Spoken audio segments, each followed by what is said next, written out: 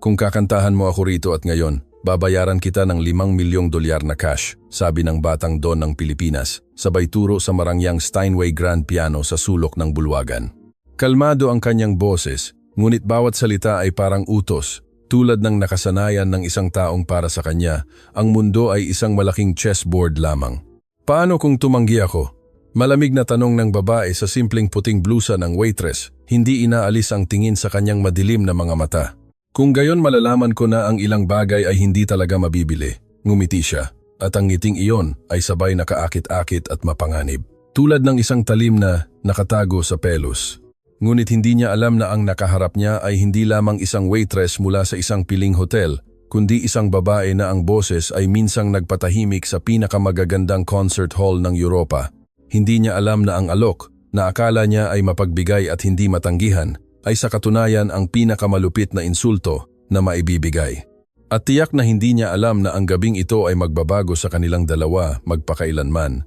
Sisirain ang lahat ng pinaniniwalaan nila tungkol sa kanilang sarili at sa isa't isa. Ang isang 6 na bituing hotel, ang Grand Oceania Palace, sa gitna ng Makati, ay isang sagisag ng marangyang buhay Pilipino at pandaigdigang kaginhawaan. Ang puting marmol at gintong harapan nito ay kumikinang sa ilalim ng malupit na init ng tropiko, tulad ng isang mirage na nabuo sa pamamagitan ng pagsisikap ng pinakamahusay na mga arkitekto sa mundo at halos walang limitasyong budget. Sa loob, ang temperatura ay pinananatili sa perpektong 22 grond. Ang hangin ay puno ng pinong halimuyak ng sampaguita at ilang-ilang, at bawat detalye ng interior mula sa hand-woven na tnalak carpets hanggang sa 19 siglong Venetian mirrors ay sumisigaw ng kayamanan na mahirap isipin ng mga ordinaryong mortal. Sa mainit na gabi ng Hunyo 2023 na ito, ang pangunahing banquet hall ng hotel, ang Amihan Ballroom, ay inihanda para sa isang pagtanggap na matagal nang pinag-uusapan sa matataas na lipunan sa loob ng ilang linggo. Ngayon, gaganapin dito ang isang pribadong auction ng sining na inorganisa ng Arte Filipino Auction House para lamang sa isang piling grupo ng mga kolektor at mahilig mula sa buong mundo. Inilabas sa subasta ang mga natatanging lote mula sa sinaunang mga garing na iskultura hanggang sa mga gawa ng mga kontemporaryong Pilipinong artista na ang mga pinta ay nabenta ng milyon-milyon sa mga internasyonal na auction. Inaasahan ang pagdating ng humigit kumulang 80 bisita, bawat isa ay alinman sa isang bilyonaryo, isang kinatawan ng isa sa mga namumunong dinastiya sa Pilipinas, o pinuno ng isang malaking korporasyon. Ang minimum na bid sa anumang lote ay nagsisimula sa $100,000 at ang ilang mga exhibit ay tinatantya sa 10-10 milyon. Hindi lang ito isang auction. Ito ay isang pagpapakita ng lakas, kapangyarihan at kultural na kahusayan ng mga piling tao na kayang bilhin ang walang kapantay na gawa ng sining tulad ng pagbili ng mga souvenir ng ordinaryong tao. Kabilang sa mga staff ng hotel na abala sa huling paghahanda, para sa ingranding kaganapan na ito, halos hindi napapansin ang isang matangkad at balingkinitang babae na may abo-blonde na buhok na nakatali sa isang mahigpit na bun. Ang pangalan niya ay Safira Mauriel at formal siyang nagtatrabaho sa hotel sa loob lamang ng 3 buwan bilang isang waitress sa banquet service. 28 taong gulang, pinong European facial features na may matataas na cheekbones at malalaking abuhing berdeng mata na tila masyadong malungkot para sa kanyang edad, matikas na mga kamay na may mahahabang daliri, isang hindi angkop na eleganteng paggalaw para sa trabaho. Lahat ng ito ay nagpapakita ng isang taong hindi nabibilang sa kanyang lugar, tulad ng isang aristokrata na napilitang magtago sa ilalim ng maskara ng isang katulong.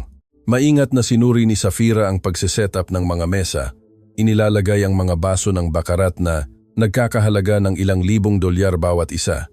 Inihahanda ang mga kubyertos na pilak na may gintong patong, inaayos ang perpektong nakaplansang linen napkins na may burdang ginto na monogram ng hotel.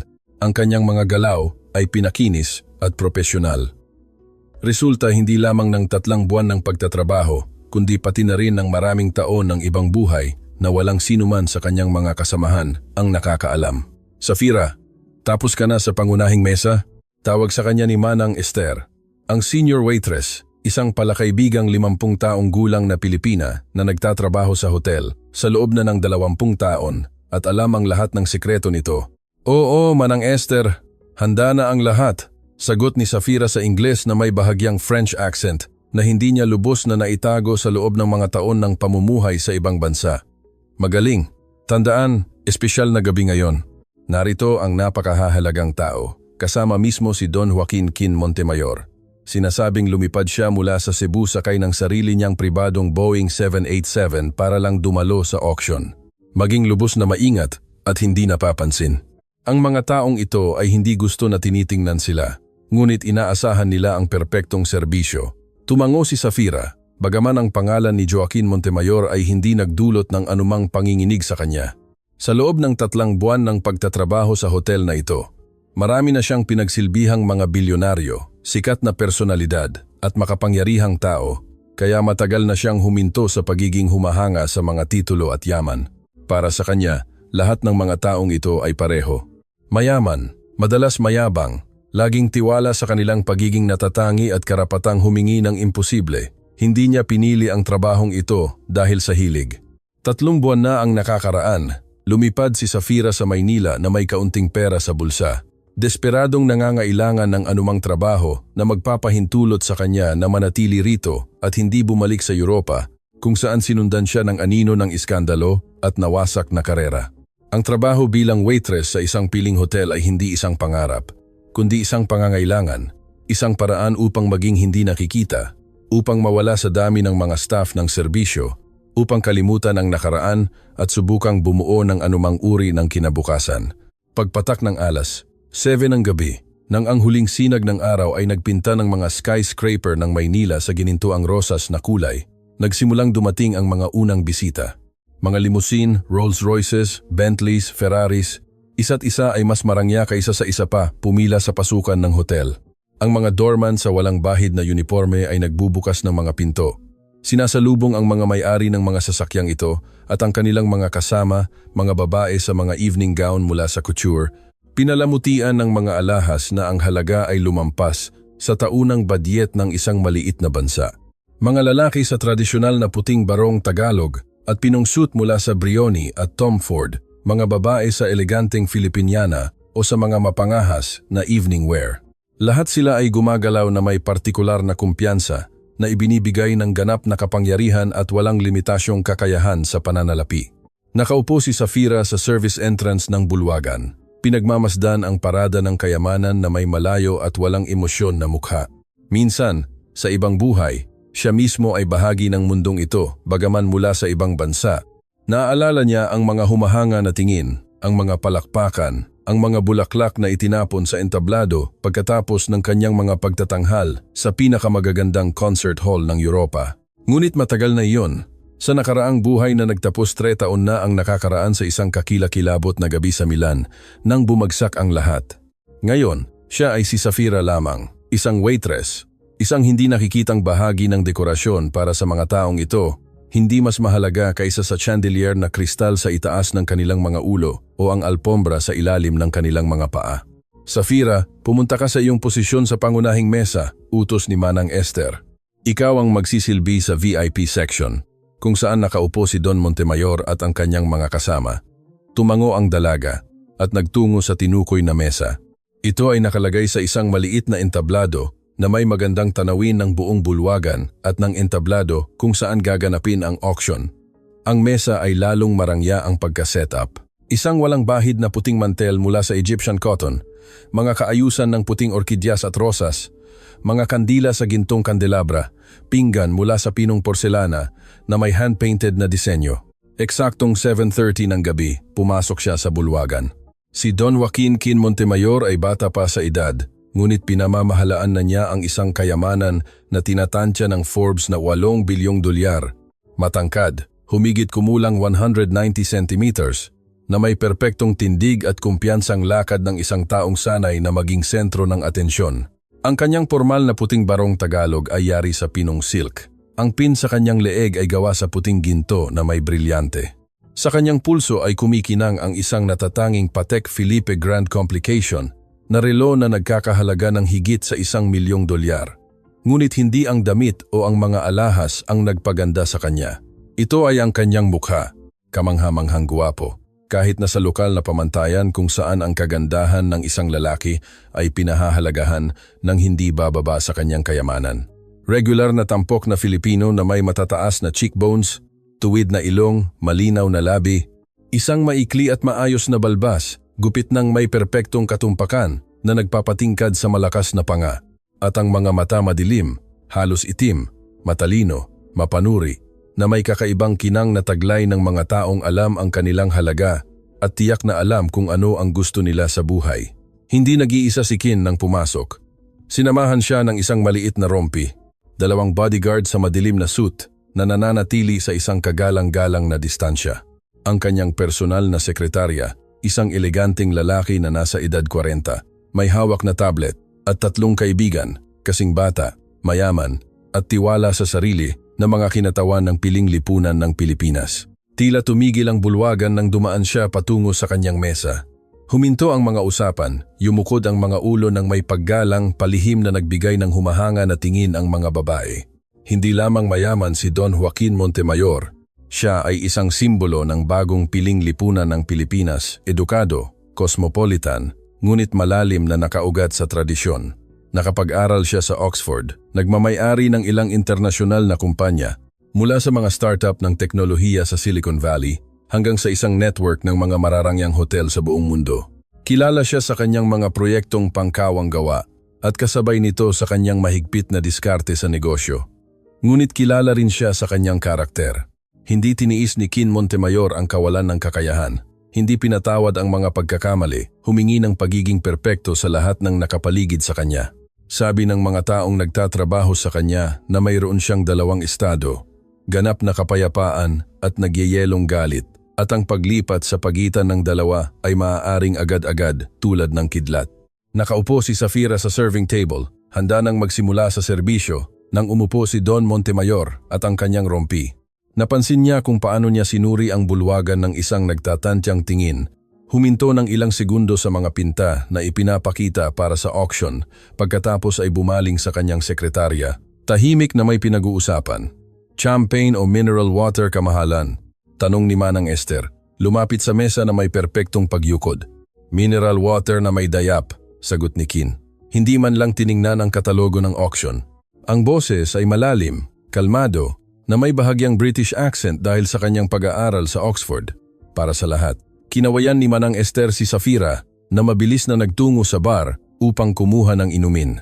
Pagkalipas ng ilang minuto, bumalik siya na may silver tray kung saan nakalagay ang mga baso ng mineral water, pinalamutian ng mga hiwa ng dayap at sariwang mint. Nagsimula siyang maglagay ng mga baso sa harap ng mga bisita, gumagalaw ng tahimik at epektibo, sinusubukang maging hindi gaanong napapansin hanggat maaari, tulad ng itinuro ni Manang Esther. Ngunit nang ilagay niya ang huling baso sa harap mismo ni Don Montemayor, nagkatagpo ang kanilang mga mata nang hindi sinasadya. Ito ay tumagal lamang ng 1 segundo, marahil ay mas maikli pa. Agad na ibinaba ni Safira ang kanyang mga mata, tulad ng nararapat sa mga staff ng serbisyo, ngunit sa maikling sandaling iyon, may nangyari. Napatigil si Kin, nakatingin sa kanya na may ekspresyon na hindi niya mabigyang kahulugan. Pagkagulat, interes, pagkilala. Bago ka, bigla niyang tanong sa Ingles. Nanginginig si Safira, hindi inaasahang kakausapin siya. Opo, kamahalan. Nagtatrabaho po ako rito ng 3 buwan, sagot niya ng mahina. Hindi itinaas ang kanyang tingin. Tumingin ka sa akin. Ito ay hindi isang pakiusap, kundi isang utos. Bagaman binigkas sa isang kalmado na tono, dahan-dahang itinaas ni Safira ang kanyang mga mata. Sinusuri ni Kin ang kanyang mukha na may parehong atensyon kung paano niya tiningnan ang katalogo ng mga sining kanina. Wala sa kanyang tingin ang anumang malaswa o nakakasakit. Sa halip ay propesyonal na kuryosidad na parang sinusubukan niyang lutasin ang isang misteryo. Hindi ka taga rito, sabi niya. Saan ka galing? Mula po sa France. Kamahalan, sagot ni Safira. Nararamdaman ang lamig sa kanyang likod mula sa atensyong ito. Ayaw niyang mapansin, ayaw niyang makita, lalo na ng mga taong tulad niya. Interesante, sabi ni Kin, at may tono sa kanyang boses na hindi niya matukoy. Ano ang pangalan mo? Safira po, kamahalan.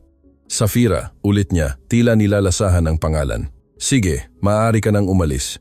Nagmamadali siyang umatras. Nararamdaman ang kanyang tingin sa kanya.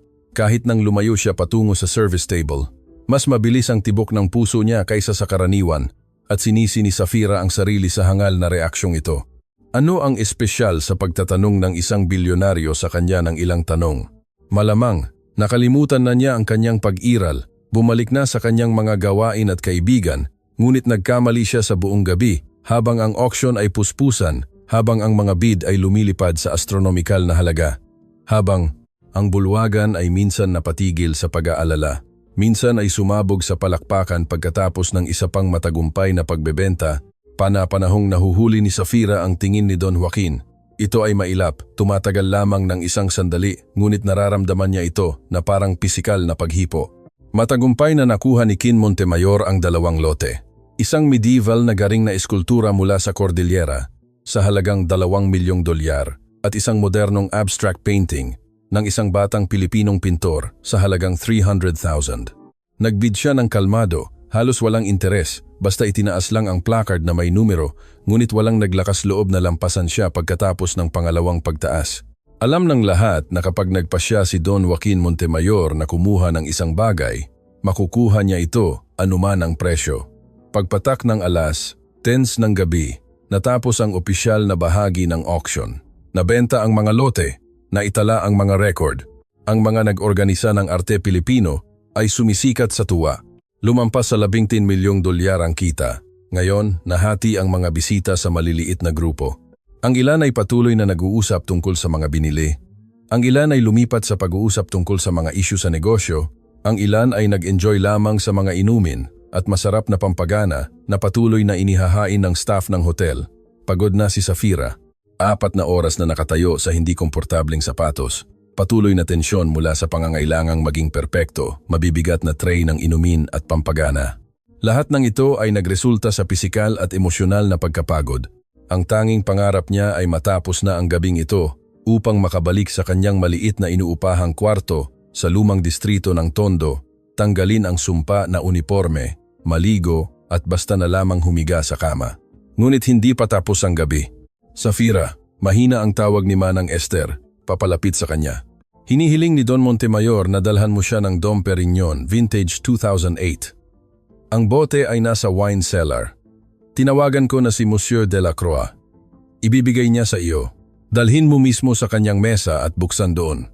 Tumango ang dalaga at nagtungo sa service elevator na bumaba patungo sa basement ng hotel, kung saan matatagpuan ang maalamat na wine cellar ng Grand Oceania Palace. Isa sa mga pinakamabuting koleksyon ng alak at champagne sa buong Timog Silangang Asya. Si Monsieur Delacroix, ang matandang Pranses na sommelier, ay naghihintay na sa kanya na may mahalagang bote sa isang espesyal na balde ng yelo. Voila, mademoiselle, sabi niya sa French, na siyempre ay perpektong naiintindihan ni Safira, maging maingat. Ito ay isang pambihirang vintage, nagkakahalaga ng humigit kumulang $2,000 bawat bote. Si Don Montemayor ay isa sa iilang bisita na kayang pahalagahan ang ganoong kalidad. Maraming salamat, Monsieur Delacroix. Sagot ni Safira sa French, kinuha ang balde. Nagtaka ang matandang sommelier. Nag-French ka? Oo, French ka nga pala. Ngunit bakit may ganoong kalungkot na tingin ang isang batang taga-Paris? Mahabang kwento, palihim na sagot ni Safira at nagmadali patungo sa elevator, ayaw magpatuloy sa pag-uusap. Pagbalik sa bulwagan, nagtungo siya sa mesa ni Don Montemayor. Karamihan sa kanyang mga bisita ay umalis na, 3 na lamang ang natira. Si Kin mismo, ang kanyang sekretarya na si G. Santos, at isa sa kanyang mga kaibigan, isang binata sa isang mamahaling suit na, batay sa pag-uusap, ay tinalakay ang isang nalalapit na kasunduan sa real estate. Kamahalan Dom Perignon 2008, tahimik na anunsyo ni Safira, inilapag ang balde sa mesa. Napakahusay. Tumango si Kin. Pakibuksan. Maingat na inalis ni Safira ang bote mula sa balde, pinunasan ito ng walang bahid na puting tuwalya at nagsimulang tanggalin ang foil at ang wire cage. Ang kanyang mga galaw ay tiwala at propesyonal. Sa 3 buwan ng pagtatrabaho, nakabukas na siya ng daan-daang bote ng champagne, ngunit sa sandaling iyon, may nagkamali. Marahil ang bote ay masyadong malamig, marahil ang presyon sa loob ay mas mataas kaysa sa karaniwan. Marahil, malas lang talaga.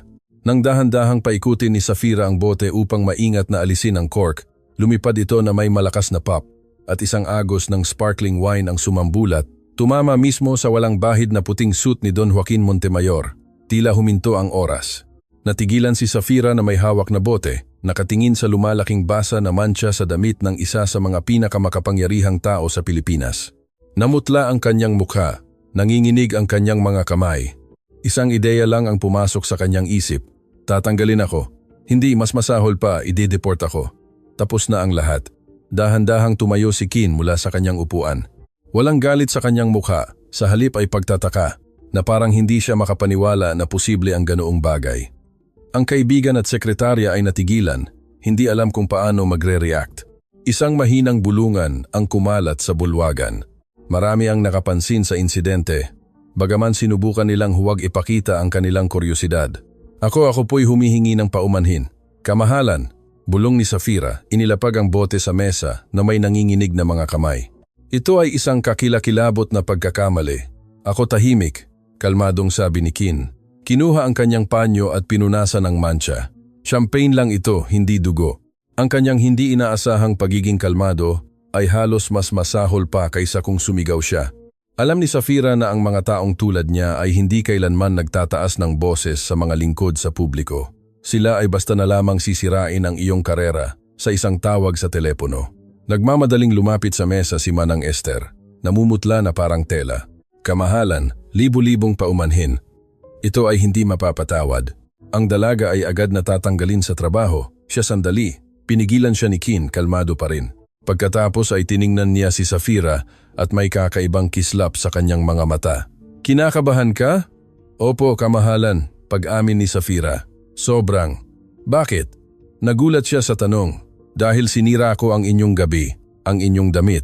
Dahil natatakot kang mawalan ng trabaho. Pagtatapos niya para sa kanya, naiintindihan, bumaling siya kay Manang Esther. Magkano ang halaga ng boteng iyon? Humigit kumulang $2,000, kamahalan. At ang aking suit? Paumanhin. Magkano ang magiging halaga ng dry cleaning o pagbili ng bago? Hindi makapagsalita si Manang Esther. Hindi niya maintindihan kung saan siya patutungo. Sabihin nating $3,000, sagot ni Kin sa kanyang sarili. Kabuuan, $5,000 na pinsala. Marami para sa isang waitress na kumikita ng magkano sa isang buwan. $100 po, kamahalan. Mahina ang boses, nasabi ni Safira. Mas masahol pa, tumango si Kin. Pagkatapos, sa pagkamangha ng lahat ngumiti siya. Alam mo, gawin nating mas interesante ito. Kinuha niya sa bulsa ng kanyang suit ang telepono, nag-swipe ng ilang beses, pagkatapos ay ibinigay ito sa kanyang sekretarya. G. Santos. Ilipat ang $5,000 sa hotel bilang kabayaran. At ngayon, bumaling siya kay Safira at sa kanyang mga mata ay nagningning ang parehong kislap na nakita niya nang nagbid siya sa auction. Gusto kitang alukin ng isang kasunduan. Kasunduan? Tanong ni Safira, hindi naiintindihan. Oo, isang kasunduan na lubos na magpapawi ng iyong pagkakasala at magdadala pa sa iyo ng napakagandang kita. Itinuro niya ang marangyang concert grand piano na Steinway Sons na nakatayo sa sulok ng bulwagan sa isang maliit na entablado. Bahagi ng interior design ang instrumento. Minsan, may naglalaro ritong pianist sa mga espesyal na kaganapan, ngunit ngayon ay nagsisilbi lamang itong palamuti. Nakikita mo ang piano na iyon? Tanong ni Kin. Opo. Maingat na sagot ni Safira, nararamdaman ang pagbilis ng tibok ng kanyang puso. Kung lalapitan mo ito ngayon at kakantahan mo kami, ako at ang aking mga kaibigan, ng isang kanta, isa lang, babayaran kita ng $5 milyong na cash. Bumagsak ang mga salita sa katahimikan na tila mga bato sa tubig. Lahat ng sapat na malapit upang marinig ay natigilan. $5 milyong para sa isang kanta. Ito ay kabaliwan. Nakatayo si Safira, hindi makapagsalita. Namutla ang kanyang mukha, bahagyang nakabukas ang kanyang mga labi, lumaki ang kanyang mga mata sa gulat. Nakatingin siya kay Kin, pagkatapos sa piano, pagkatapos ay muli sa kanya, na parang hindi siya makapaniwala sa nangyayari. Hindi ko po naiintindihan, sa wakas ay nabigkas niya. Napakasimple lang, ngumiti si Kin. Malinaw na nasisiyahan sa epekto ng kanyang mga salita. Pupunta ka sa piano, kakantahan mo ang isang kanta, kahit ano ang gusto mo, at makakakuha ka ng $5 milyong. Ililipat sa anumang bansa, sa anumang bangko, ganap na legal. Pera na magbabago ng iyong buhay. Pero bakit? Bulong ni Safira. Bakit ninyo ito ginagawa? Nag-isip si Kin ng isang segundo, pagkatapos ay nagkibit balikat dahil naiinip ako. Dahil buong gabi akong namili ng mga pinta na marami na ako, Nag-usap tungkol sa mga kasunduan na hindi na nagbibigay ng dating kaba. Dahil gusto kong makakita ng isang bagay na totoo, hindi inaasahan. Dahil, maingat siyang tumingin sa kanya. Dahil nakikita ko sa iyong mga mata ang isang bagay na nagsasabi sa akin na hindi ka lamang isang waitress. Nagkakamali kayo, matalas na sabi ni Safira. Isa lang akong ordinaryong waitress, wala nang iba pa. Kung gayon, tanggihan mo ang pera, simpleng sabi ni Kin. Kung ikaw ay isang ordinaryong waitress na walang itinatago, kung gayon ang 5 milyong dolyar ay dapat na isang hindi matanggihang alok. Pumunta ka lang sa piano at kumanta. Isang pambatang kanta, isang popular na hit, ang pambansang awit kahit ano. Ang mahalaga, ito ay tapat. Naramdaman ni Safira na ang mga pader ay nagsisimulang gumalaw sa paligid niya. Ang taong ito, ang mayabang, tiwala sa sarili na bilyonaryo na ito, ay tinapak lamang ang pinakamasakit na bahagi ng kanyang buhay. Hindi niya alam na hindi lang niya inaalok sa kanya na kumanta. Inaalok niya sa kanya na bumalik sa mundong tinakasan niya 3 taon na ang nakakaraan. Ang mundo na sumira sa kanya, nagtaksil, ibinuga siya na parang ginamit na bagay. Ang piano, ang pagkanta, ang entablado. Lahat ng ito ay bahagi ng nakaraan na inilibing ni Safira ng malalim sa loob na sumumpa na hindi na kailanman babalik. Ngunit 5 milyong dolyar ito ay isang halaga na lulutas sa lahat ng kanyang problema. Matutulungan niya ang kanyang ina na naiwan sa probinsya, may sakit at nag-iisa. Mababayaran niya ang mga utang na naipon pagkatapos ng malagim na iskandalo. Maaari siyang magsimula ng isang bagong buhay, isang tunay na bagong buhay, hindi nagtatago sa ilalim ng maskara ng isang waitress. Ngunit ang presyo. Paano kung tumanggi ako? Mahina niyang tanong. Itinaas ang kanyang mga mata kay Kin. Kung gayon malalaman ko na ang ilang bagay ay hindi talaga mabibili, sagot niya. At sa unang pagkakataon, may tono sa kanyang boses na parang tunay na interes at hindi lamang pagkabagot ng isang mayamang tao na naghahanap ng libangan. At ito, aaminin ko, ay magiging mas interesante pa kaysa kung pumayag ka. Nagkatitigan sila ng ilang mahabang segundo. Sa paligid nila, tumigil ang bulwagan sa paghihintay. Nakanganga si Manang Esther, hindi alam kung ano ang gagawin. Nagkatinginan ang mga kaibigan ni Kin, malinaw na nasisiyahan sa hindi inaasahang pagbabago ng mga pangyayari. Ang ibang mga bisita sa bulwagan ay dahan-dahang lumapit, naaakit sa drama na nagaganap sa harap ng kanilang mga mata. Si Safira Mauriel ay nakatayo sa isang sangang daan. Sa kaliwa ay ang ligtas, ngunit mahirap na landas. Ang tumanggi, ang manatiling isang hindi nakikitang waitress, ang patuloy na makipaglaban araw-araw para mabuhay. Sa kanan ay ang mapanganib, nakakatakot na landas ang bumalik sa kung ano ang tinakasan niya. Ang ipagsapalaran na buksan ang mga lumang sugat, ngunit makakuha ng pagkakataon para sa tunay na kalayaan. At hindi inaasahan, maging sa kanyang sarili, pumili siya. Sige, sabi ni Safira, at ang boses ay mas matatag kaysa sa inaasahan niya. Kakantahan ko kayo. Ngunit hindi para sa 10 milyong dolyar. Isang alon ng nagtatakang bulong ang kumalat sa bulwagan. Itinaas ni Kin ang kanyang kilay. Hindi para sa 5. Kung gayon, magkano? Libre. Kalmadong sagot ni Safira. Kakantahan ko. Dahil tama ka. Hindi lang ako isang waitress, ngunit hayaan nating ito ay hindi isang kasunduan, kundi hinanap niya ang salita, isang gawa ng dignidad. Hayaan nating ito ay isang paalala sa aking sarili. At sa lahat ng narito na hindi lahat sa mundong ito ay mabibili at maibebenta. Ilang segundo, tahimik si Don Joaquin Montemayor, sinusuri ang kanyang mukha. Pagkatapos, sa pagkamangha ng lahat, dahan-dahan siyang tumango. Tanggap, kumanta ka ng libre. Ngunit kung pagkatapos ng iyong pagtatanghal ay magpasya ako na sulit ito, ang 5 milyon ay ililipat pa rin sa iyong account. Ito ang magiging aking pagpili, hindi sa iyo. Kung ano ang gusto ninyo. Umikot si Safira at nagtungo sa piano. Ang bawat hakbang niya ay umalingaw-ngaw sa katahimikan. 100 pares ng mata ang nakasubaybay sa matangkad na dalaga sa simpleng itim na uniforme na tumatawid sa marangyang bulwagan. Gumagalaw siya na parang nananaginip, nararamdaman ang pagiging malayo na parang hindi ito nangyayari sa kanya, kundi sa ibang tao. Pag-akyat sa maliit na entablado, umupo si Safira sa harap ng piano. Ang itim na makintab na Steinway Model D, isa sa pinakamabuting concert instrument sa mundo, ay kumikinang sa malambot na ilaw ng mga chandelier. Pinadaan niya ang kanyang kamay sa makinis na ibabaw at agad na sumilay sa kanyang isip ang mga alaala ng iba pang mga piano, iba pang mga entablado, ibang buhay. Dahan-dahang umupo siya sa piano bench. Inayos ito sa tamang taas, isang galaw na perpektong naaalala ng kanyang mga kamay. Bagaman 3 taon na ang nakalipas. Binuksan niya ang takip, inilalantad ang keyboard. Ang itim at puting key ay nakatingin sa kanya na parang matatandang kaibigan na pinagtaksilan niya, na tinakasan niya, ngunit naghihintay pa rin sa kanyang pagbabalik. Ipinikit ni Safira ang kanyang mga mata, huminga ng malalim. Ang bulwagan ay balot ng ganap na katahimikan. Maging ang mga air conditioner ay tila tumahimik upang hindi makaistorbo sa kung ano ang mangyayari. At nagsimula siyang tumugtog. Ang mga unang akorde ay mahina, halos mailap.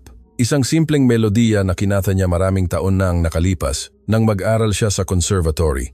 Tinawag itong souvenir, alaala sa French. Ang musika ay malungkot, puno ng pananabik sa isang bagay na nawala, ngunit mayroon ding pag-asa sa loob nito, isang manipis na sinulid ng liwanag sa dilim. Ang kanyang mga daliri ay gumagalaw sa mga key na may tiwala na hindi malilimutan, tulad ng hindi malilimutan kung paano huminga o maglakad.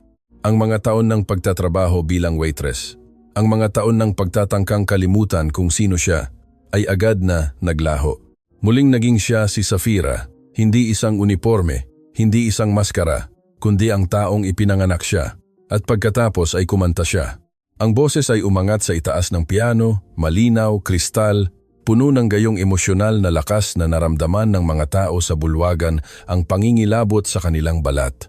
Hindi lang ito boses, ito ay instrumento ng banal na kagandahan. Isang soprano ng kamangha-manghang kalinisan at lakas na maririnig ng minsan lang sa isang henerasyon. Kumanta siya sa French ng isang lumang awiting bayan tungkol sa paghihiwalay at pagkawala na kinakanta sa kanya ng kanyang lola noong bata pa siya. Simple ang mga salita, halos primitive, ngunit ang paraan ng pagkakanta ni Safira sa mga ito ay nagpabago sa pagiging simple na ito sa isang bagay na transcendente. Pinuno ng boses ang malaking bulwagan, nag-echo mula sa mga marmol na pader, mula sa mga chandelier na kristal, tumagos sa puso ng bawat tao na naroon. Hindi ito teknik o profesionalismo. Ito ay purong, hindi pinrosesong emosyon, sakit at kagandahan na pinagsama sa tunog. Si Don Joaquin Montemayor ay nakaupo, nakatigil sa kanyang lugar, hindi makalayo ang tingin sa babae sa piano. Ang kanyang mukha, na karaniwang hindi nagbabago, ay nagpahayag ng isang bagay na kahawig ng gulat. Bahagyang nakabukas ang kanyang bibig, lumaki ang kanyang mga mata. Ang isang tao na sa kanyang buhay ay nakita at narinig ang lahat ng pinakamabuti na maaaring ialok ng mundo ng sining, biglang naintindihan na hindi pa siya nakarinig ng anuman na tulad nito. Hindi lang ito kanta, ito ay isang pagtatapat, isang sigaw mula sa kaluluwa, isang kwento ng nawalang bayan, ng mga nawasak na pangarap, ng sakit na hindi kailanman nawawala, ngunit maaaring gawing kagandahan. Kumanta si Safira tulad ng tanging makakanta ng isang tao na dumaan sa impyerno at nakaligtas. Bawat nota ay puno ng karanasan, bawat salita ay katotohanan. Isang mahinang hikbi ang kumalat sa bulwagan. Ilang kababaihan ang umiiyak, hindi man lang nahihiya sa kanilang mga luha. Ang mga lalaki, na sanay kontrolin ang emosyon, ay nakaupo na may mga mukhang bato, ngunit ang kanilang mga mata ay kumikinang nang may pagdududa. Ang kanta ay umabot sa sukdulan ang sandali kung saan ang boses ni Safira ay lumipad sa imposibleng taas, hawak ang nota ng may gayong kalinisan at lakas na ang mga basong kristal sa mga mesa ay nagsimulang mahina na magring sa resonansya. Ito ay pisikal na imposible, ngunit nangyayari ito ngayon. At pagkatapos, kasing bigla ng pagsisimula ng kanta, natapos ito. Ang huling akorde ay naglaho sa hangin, ang huling nota ay natigilan at nawala. Nag-iwan ng isang tumutunog na katahimikan na mas malakas kaysa sa anumang palakpakan. Nakaupo si Safira na hindi gumagalaw. Ang kanyang mga kamay ay nakapatong pa rin sa mga key, nakayuko ang kanyang ulo. Umiiyak siya at hindi niya man lang napansin kung kailan siya nagsimulang umiyak. Ito ay isang catharsis, isang paglaya mula sa 3 taon ng katahimikan, 3 taon ng pagtatangkang kalimutan kung sino siya. Nagtagal ang katahimikan, nagtagal hanggang sa naging halos hindi na matiis. At pagkatapos ay nagsimulang pumalakpak ang isang tao. Tumayo si Don Joaquin Montemayor mula sa kanyang upuan at dahan-dahan, malinaw na pumalakpak, nakatingin kay Safira na may ekspresyon na matatawag na paggalang. Ang kanyang palakpak ay isang senyales. Sumabog ang bulwagan. Tumalon ang mga tao mula sa kanilang mga upuan. Pumalakpak ng napakalakas na ang tunog ay umalingaw-ngaw mula sa mga dingding, parang kulog. May sumisigaw ng bravo, may tumitingin lang sa pamamagitan ng luha. Hindi lang ito reaksyon sa isang magandang pagtatanghal, ito ay reaksyon sa isang himala, sa isang sandali ng ganap na tunay na kagandahan sa isang mundo kung saan lahat ay maaaring bilhin at ibenta. Dahan-dahang tumayo si Safira mula sa bangketa. Nanginginig ang kanyang mga binti, ang kanyang puso ay bumubulusok na parang lalabas sa kanyang dibdib. Tumingin siya sa bulwagan sa lahat ng mga mukhang iyon, kay Kin, na patuloy na pumalakpak na may ekspresyon ng isang tao na nakaranas lamang ng isang paghahayag. At sa sandaling iyon, naintindihan niya, gaano man kalayo siya tumakbo, gaano man kalalim siya magtago, hindi niya matatalikuran kung sino siya. Ang boses, ang musika, ang sining, hindi ito isang propesyon, hindi isang karera. Ito ang kanyang esensya, ang nagpapakilala sa kanya. Dahan-dahang tinawid ni Kin ang bulwagan, umakyat sa entablado, nakatayo sa harap niya at sa madilim na mga mata ay nagliliyab ang isang bagay na bago, isang bagay na hindi pa nakikita ni Safira. Hindi kayabangan, hindi pagkabagot, hindi simpleng kuryosidad. Ito ay paggalang. Sino ka? Mahina niyang tanong. Kaya siya lang ang makakarinig. Sino ka talaga? Nag-alinlangan si Safira ng isang segundo, pagkatapos ay nagpasya.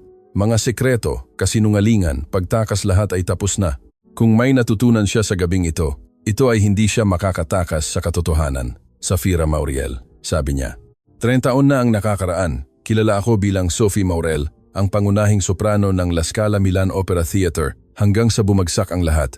Maingat siyang tinitigan ni Kin, hindi siya pinutol, pinayagan siyang magpatuloy. Nagkaroon ng iskandalo, patuloy ni Safira, at nanginginig ang boses sa mga alaala. Inakusahan ako ng isang bagay na hindi ko ginawa. Ang direktor ng teatro, ang kanyang asawa, mga maimpluwensyang tao na akala ko ay mga kaibigan, lahat sila ay tumalikod. Pinunit ako ng press, natapos ang aking karera sa isang gabi, at ako ay tumakas. Nagbago ng pangalan, nagtago, sinubukang maging ibang tao. Ngunit, sa huli, malungkot siyang ngumiti. Hindi ka makakatakas sa iyong sarili. Sophie Maurel, ulit ni Kin, at sa kanyang boses ay may tunog ng pagkilala. Nabasa ko tungkol sa iyo. 3 taon na ang nakakaraan sa balita ng negosyo. Nagkaroon ng iskandalo tungkol sa pandaraya sa teatro at inakusahan ka ng pakikisabwat. Pagtatapos niya, ako ay inosente. Ngunit kapag nagpasya ang mga maimpluwensyang tao na ikaw ay may kasalanan, hindi mahalaga ang iyong kawalang kasalanan. Nanalo ako sa kaso sa korte, ngunit ang aking reputasyon ay nawasak. Walang teatro ang gustong makipag-ugnayan sa akin. Pinutol ng ahente ko ang kontrata. Nawala ang mga kaibigan, at nagpasya ako na kung ayaw ako ng mundo ng sining, ayaw ko rin sa mundong ito. Ngunit patuloy ka pa rin kumakanta? Tanong ni Kin. Hindi, umiling si Safira. Ito ang unang pagkakataon sa loob ng 3 taon. Ang unang pagkakataon mula ng gabing iyon sa Milan. Nang matapos ang lahat, akala ko pinatay ko na ang mga awit sa aking sarili. Ngunit, sa huli, buhay pa pala siya. Nagtatago lang. Ilang segundo si Kin na tahimik, nilulunok ang kanyang narinig. Pagkatapos, hindi inaasahan para sa kanya, iniabot ang kanyang kamay. Pasensya na, simpleng sabi niya. Para saan?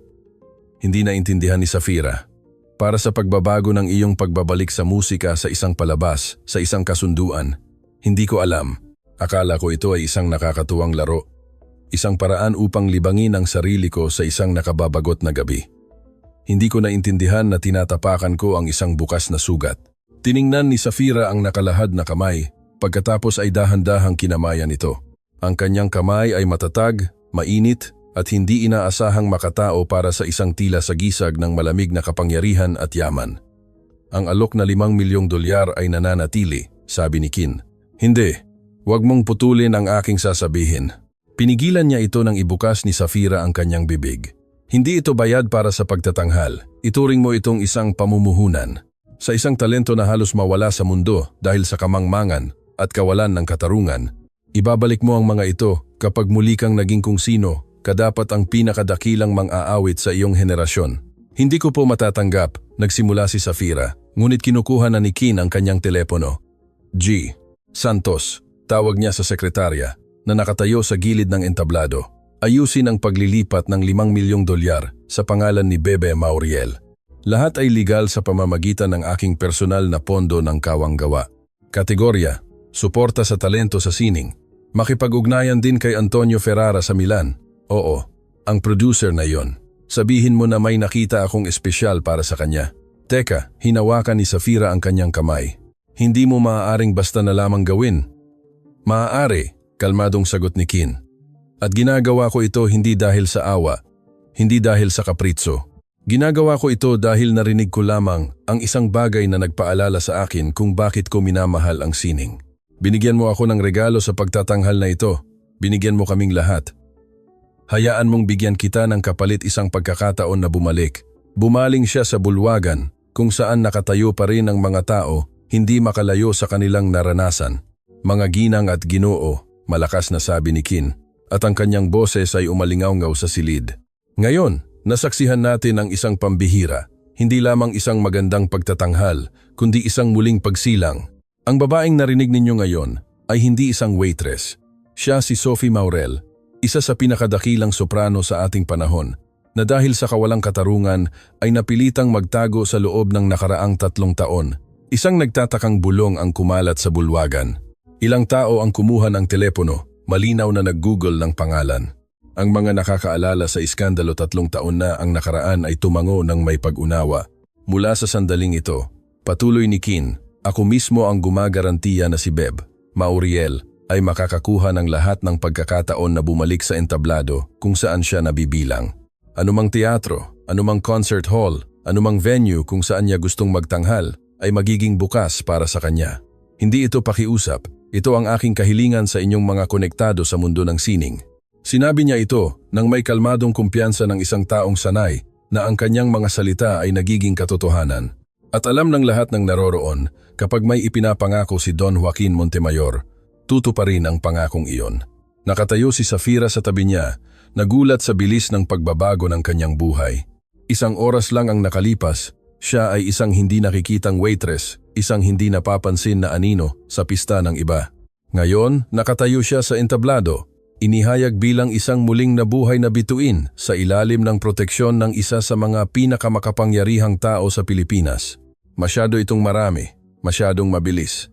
Nahihilo siya, nanginginig ang kanyang mga tuhod, at bigla, naramdaman ni Safira ang isang malakas na kamay na sumusuporta sa kanyang siko. Dahan-dahan, mahina ang sabi ni Kin. Huminga, huwag kang bumagsak ngayon, masisira nito ang buong dramatikong epekto. Sa kabila ng lahat, ngumiti si Safira. May mainit na pagtutuligsa sa kanyang boses na nagpapakalma, nagpapaliit ng sitwasyon sa pagiging surreal. Ayos ka lang? Seryoso niyang tanong. Hindi ko alam, tapat na sagot ni Safira. Masyado itong lahat. Masyadong mabilis, masyadong hindi inaasahan, masyado maganda para maging totoo. Pagtatapos niya, naiintindihan ko, ngunit ito ay totoo. At makakaya mo ito dahil nalampasan mo na ang pinakamasama at nakaligtas. Ang pagbabalik ay magiging mas madaling bahagi. Ang natitirang bahagi ng gabi ay lumipas na parang isang panaginip. Lumapit ang mga tao kay Safira, nagpakilala, nagbigay ng mga business card, nag-alok ng mga kontrata, nag-imbita sa mga audition. Isa sa mga bisita ang lumabas na producer ng pinakamalaking music festival sa Verona. Ang isa pa ay direktor ng Paris Opera. Ang pangatlo ay kinatawan ng recording label na Deutsche Grammophon.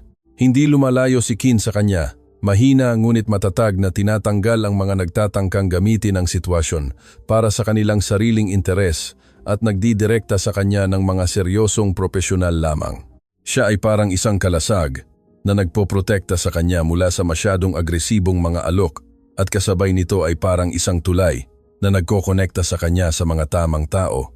Pagpatak ng hating gabi, nang umalis na ang mga huling bisita, nakaupo si Safira sa maliit na opisina ng manager ng hotel kung saan siya dinala ni Kin upang makapagpahinga. Sa mesa ay nakalatag ang isang tumpok ng mga business card, higit sa 30, bawat isa ay mula sa isang tao na gustong makipagtulungan sa kanya. Totoo ba ito? Mahina niyang tanong, nililipat ang mga card. O magigising ako bukas at maiintindihan na ang lahat ay panaginip lang? Totoo. Nakaupo si Kin sa tapat niya. Pinagmamasdan siya ng may malambing na ekspresyon na napakalayo sa malamig na kayabangan sa simula ng gabi. Napakatoo at napakarapat. Bakit mo ito ginagawa? Tanong ni Safira. Itinaas ang kanyang mga mata sa kanya. Bakit mo ako tinutulungan? Hindi mo man lang ako kilala. Nag-isip si Kin, naghahanap ng salita. Alam mo, kapag ipinanganak ka sa isang pamilyang may ganitong kayamanan tulad ng sa akin, mabilis mong naiintindihan na ang pera ay kayang bilhin ang halos lahat. Mga kumpanya, real estate, signing, maging ang mga tao. Ngunit may mga bagay na hindi mabibili. Ang talento ay isa sa mga iyon. Ang tunay na talento, tulad ng sa iyo, ay ipinapanganak minsan sa isang henerasyon. At kapag nakikita ko na ang ganoong talento ay nasasayang, nagtatago, namamatay dahil sa kawalang katarungan ng iba, ito ay krimen laban sa sining mismo. Tumayo siya, lumapit sa bintana, kung saan kumikinang ang gabi sa Maynila. Bukod pa rito, patuloy niya, hindi lumilingon. Ngayon, binigyan mo ako ng regalo nang hindi mo namamalayan. Ipinaalala mo sa akin na may mga bagay na hihigit pa sa pera at kapangyarihan. May kagandahan, katotohanan, damdamin na hindi maaaring dayain o bilhin. Narinig ko ang iyong boses at sa unang pagkakataon sa loob ng maraming taon, naramdaman ko hinanap niya ang salita purong paghanga. Hindi pagmamalaki sa pagbili ng isang mamahaling pinta, hindi kasiyahan sa isang matagumpay na kasunduan, basta paghanga lamang sa isang bagay na maganda. Hinarap siya ni Kin. Kaya sa totoo lang, ikaw ang gumagawa sa akin ng pabor sa pagtanggap ng aking tulong. Binibigyan mo ako ng pagkakataon na maging bahagi ng isang bagay na totoo. Sa isang mundo kung saan halos lahat ay peke, ito ay isang pambihirang pribilehiyo. Tiningnan siya ni Safira at sa unang pagkakataon sa gabi ay nakita niya ang isang tao at hindi simbolo ng kayamanan at kapangyarihan. Sa kanyang mga mata ay may sinseridad na imposibleng dayain at mayroon pa kalungkutan, pagkapagod, pagnanais na maging higit pa sa isang tagapagmana ng kayamanan. Salamat, simpleng sabi niya, para sa lahat. Wala kang dapat ipagpasalamat pa, dagdag niya na may bahagyang ngiti. Hintayin mo lang hanggang magsimula na talaga ang trabaho. Ang pagbabalik sa entablado pagkatapos ng 3 taon, hindi ito magiging madali, ngunit makakaya mo ito. Kung nakaligtas ka, makakabalik ka rin. Kinuha niya sa bulsa ang isang eleganteng business card, iniabot sa kanya. Ito ang aking personal na numero. Tumawag ka kung kailangan mo ng anuman payo, suporta, tulong sa paglutas ng mga problema o para lang mag-usap. May pakiramdam ako na magtatagpo pa ang ating mga landas ng maraming beses. Kinuha ni Safira ang business card at ang kanilang mga daliri ay nagtagpo ng isang sandali. Isang simple, random na paghipo, ngunit sa paanuman ay nagdulot ito ng kung ano sa kanyang dibdib. Mabilis niyang binawi ang kanyang kamay, nahihiya sa kanyang sariling reaksyon. Gabi na, sabi ni Kin, hindi nagpapakita na napansin niya ang kanyang pagkahiya. Ihahatid ka ng kotse ko sa iyong bahay. At isa pa, lumapit siya sa mesa, naglagay ng maliit na sobre doon. Narito ang mga susi ng isang apartment sa Rockwell, Makati. Wala itong nakatira. Binili ko bilang pamumuhunan, ngunit hindi ko pa nagagamit. 3 silid tulugan, tanawang dagat, ganap na may kagamitan. Lumipat ka na diyan ngayon din. Walang pagtatalo. Pinigilan niya ang pagtutol nito. Ang isang world-class na bituin ay hindi maaaring tumira sa isang inuupahang kwarto sa Tondo. Ito ay bahagi ng imahe na kailangan nating ibalik. Sa mga salitang ito, lumabas siya sa opisina, iniiwan si Safira na nag-iisa sa kanyang mga iniisip, isang tumpok ng mga business card at isang sobre na may mga susi ng isang buhay na hindi niya man lang maisip ilang oras na ang nakakaraan. Nakaupo siya sa katahimikan, sinusubukang unawain ang lahat ng nangyari. Ang orasan sa dingding ay halos 12:00 na ng hating gabi. Sa loob lamang ng 5 oras, ang kanyang buhay ay umikot ng 180 degrees. Mula sa uniforme ng waitress patungo sa entablado, mula sa pagtatago patungo sa pagiging bukas, mula sa kawalan ng pag-asa patungo sa pag-asa. Kinuha ni Safira ang telepono, hinanap sa contacts ang numero ng kanyang ina. Mas maaga ng 1 oras sa probinsya, ngunit tiyak na gising pa ang kanyang ina. Bihira siyang matulog ng maayos sa mga nakaraang taon pagkatapos ng sakit, pagkatapos ng lahat ng paghihirap. Ring, 1, 2, pagkatapos ay isang pamilyar na pagod na boses. Safira, ayos ka lang? Napakagabi na para tumawag, nanay. Lumipat si Safira sa French at nanginginig ang kanyang boses sa emosyon. Nanay, may nangyari sa akin na hindi ka panipaniwala. Ako ay muling kumanta. Sa unang pagkakataon sa loob ng 3 taon, at nagbago ang lahat. Sa kabilang linya ay narinig ang isang hikbi. Anak ko, alam ko. Alam ko na hindi ka maaaring magtago magpakailanman. Ang boses na tulad ng sa iyo ay hindi maitatago. Sabihin mo sa akin ang lahat. At ikinuwento ni Safira ang tungkol sa Don, tungkol sa alok, tungkol sa kung paano siya lumaban, at pagkatapos ay sumuko, tungkol sa kantang kinanta niya, tungkol sa reaksyon ng mga tao, tungkol sa kung paano nagbago ang lahat sa isang gabi. Lagi mong sinasabi ng iyong lola, sabi ng kanyang ina nang matapos si Safira, na ang talento ay hindi lamang isang regalo, ito ay isang obligasyon. Isang obligasyon na ibahagi ito sa mundo, anuman ang mangyari. Sinubukan mong takasan ang obligasyong ito, ngunit hinabol ka nito. At tama iyon, anak, tama iyon. Nag-usap pa sila ng kalahating oras, at nang sa wakas ay ibinaba ni Safira ang telepono, naramdaman niya ang mas magaan kaysa sa buong nakaraang taon, na parang ang bigat na dala niya sa kanyang mga balikat ay nabawasan ng kaunti. Dahan-dahang kumatok sa pinto. Sumilip si Manang Esther sa loob. Safira, pasensya na sa pagistorbo. Naghihintay ang kotse ng Don sa service entrance. At saka, nag-atubili siya. Gusto kang kausapin ng manager bukas ng umaga. Tumango si Safira. Naintindihan niya na pagkatapos ng gabing ito mahirap na siyang magpatuloy sa pagtatrabaho bilang isang ordinaryong waitress at ayaw na rin niya. Ang kabanatang iyon ng kanyang buhay ay natapos sa sandaling umupo siya sa piano. Salamat, Manang Esther, sa lahat sa kabaitan, sa pasensya, ngumiti ang matandang Pilipina. Mula sa unang araw, naramdaman ko na hindi katulad ng iba. May espesyal sa iyo. Masaya ako na sa wakas ay nakita ito ng mundo. Ang kotse isang itim na Mercedes S-Class na may tinted na bintana at isang driver sa walang bahid na suit ay dahan-dahang dumulas sa mga lansangan ng Maynila sa gabi. Nakaupo si Safira sa likod na upuan, gawa sa leather na mas mahal pa kaysa sa lahat ng muebles sa kanyang kwarto sa Tondo at tiningnan ang mga ilaw na dumadaan sa labas. Ang lungsod ay maganda sa gabi. Kumikinang ang mga skyscraper sa lahat ng kulay ng bahaghari. Sumasayaw ang mga fountain ng Bonifacio Global City sa musika. Ang mga yate ay gumagalaw sa marina.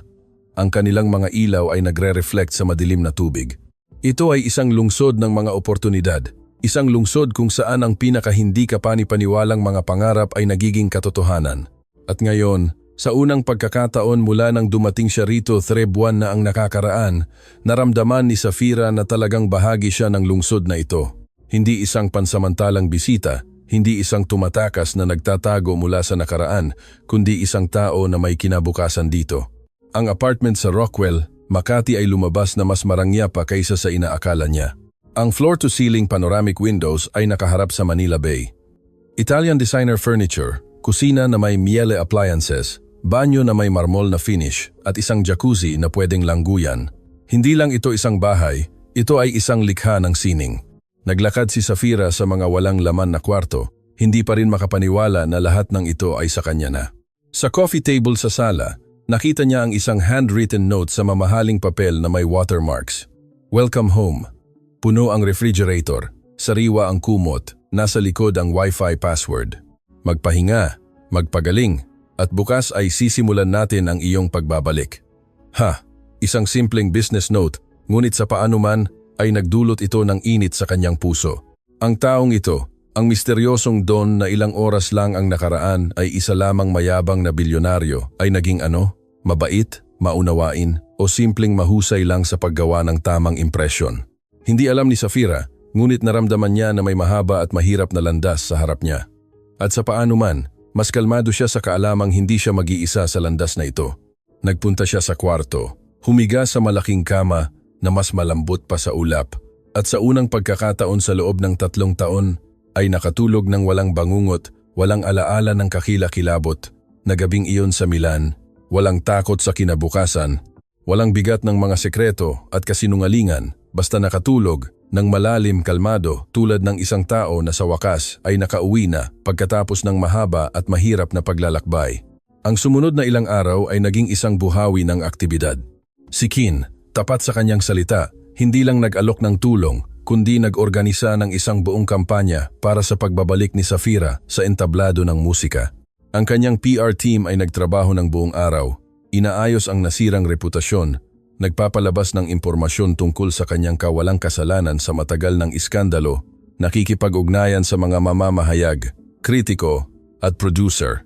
Si Antonio Ferrara, ang maalamat na Italian producer na nagpakilala sa mundo ng mga bituin tulad nina Andrea Bocelli at Cecilia Bartoli, ay lumipad sa Maynila para lamang makipagkita kay Safira. Isang maliit, masiglang lalaki na nasa edad 60 na may makapal na kulay abo na kulot na buhok at nagniningas na mga mata ng isang fanatikong umiibig sa musika.